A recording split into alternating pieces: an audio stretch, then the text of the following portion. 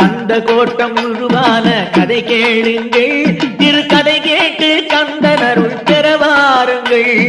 கந்த கோட்டம் உருவான கதை கேளுங்கள், திரு கதை கேட்டு கந்தனருள் பெறவாருங்கள்.